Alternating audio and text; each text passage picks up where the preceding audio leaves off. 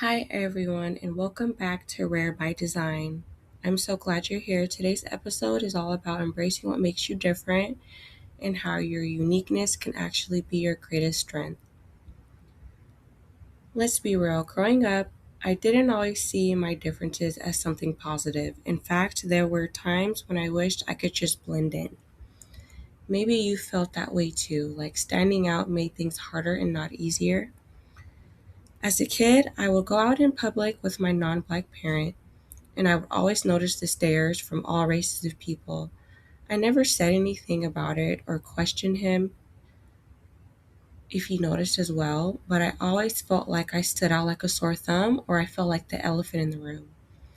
Being a brown skinned, darker biracial woman, for a while I wasn't secure in my image in my youth, but over time I started to realize that the very things that set me apart were the things that made me special.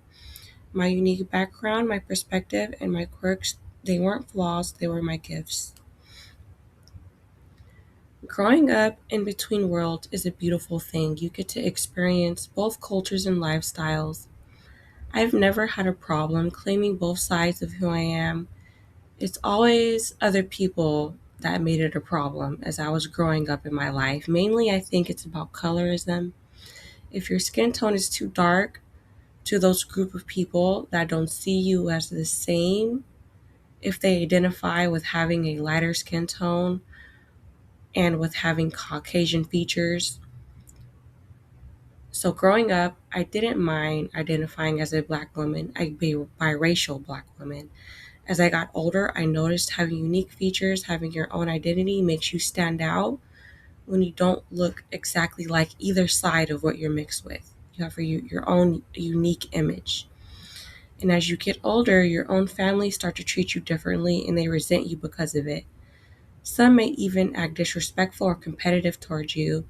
You start to notice how non black women and other women of color will act competitive and shady towards you, even if they have more privileges than you.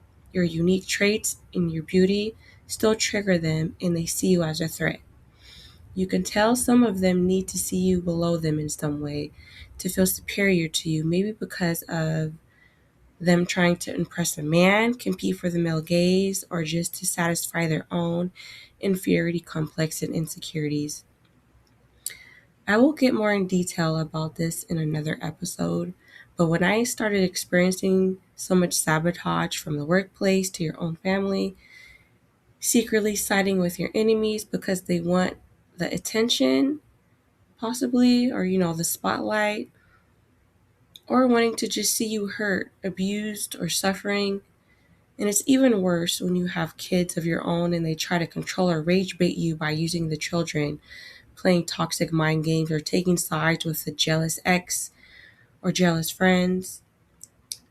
These experiences, this is what opened my eyes to being proud of my phenotype and my unique identity. Being respectful or even humble, reserved, quiet will not make these people respect you more. It makes them act more confident in being chaotic, evil, because they enjoy creating drama and chaos with you like it's a form of entertainment. To see how they can get you out of character or make you uncomfortable or try to ruin your self confidence empowers them for some strange reason. Seeing you humbled, embarrassed, or hurt is an ego boost for them.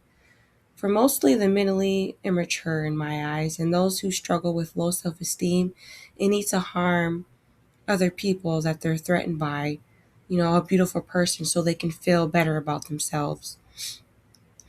They need to see something wrong with you. They need something to be wrong with you and will find reasons to talk down on you or talk down to you to make themselves feel superior. The type of people that need validation, approval, clout, to feel like they're important in their field, friend group, family, or community. I experienced bullying in elementary and high school, and I honestly thought that it would end once you graduate. These experiences changed everything for me over the past couple of years. Bullying does not stop when you graduate. The truth is, bullying gets worse. The uncomfortable truth that a lot of people still have a childish mentality in adulthood. The way they handle their own insecurities, trauma, pride, and ego problems doesn't change. It gets more dangerous.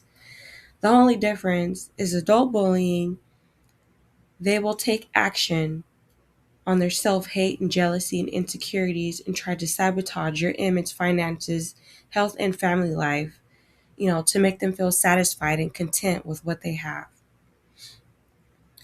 And here's what I've learned from these experiences that I've been going through. Your uniqueness is your edge. Be yourself, embrace your identity, embrace your beauty, embrace your flaws, embrace your features, and get away from people that try to keep you small or try to dim your light or block your shine. The world doesn't need more copies, more followers, it needs originals. When you embrace what makes you different, being authentic gives others permission to do the same. And hopefully it'll attract like-minded people. If you're struggling to see your uniqueness as a strength, here are a few things that helped me. Unlearn everything anyone has ever told you about yourself. Embrace your phenotype, personality, and surround yourself with people who celebrate you for who you are and that are satisfied with their own identity and accomplishments. Remember, your story matters and someone out there needs to hear it. I love to hear about your moments. DM me or share your story using Wear by Design hashtag. If you enjoyed this episode, please subscribe, leave a review, and share it with a friend who needs a little encouragement today. Thank you for being a part of this community. Remember, you are Rare by Design, and that's your superpower.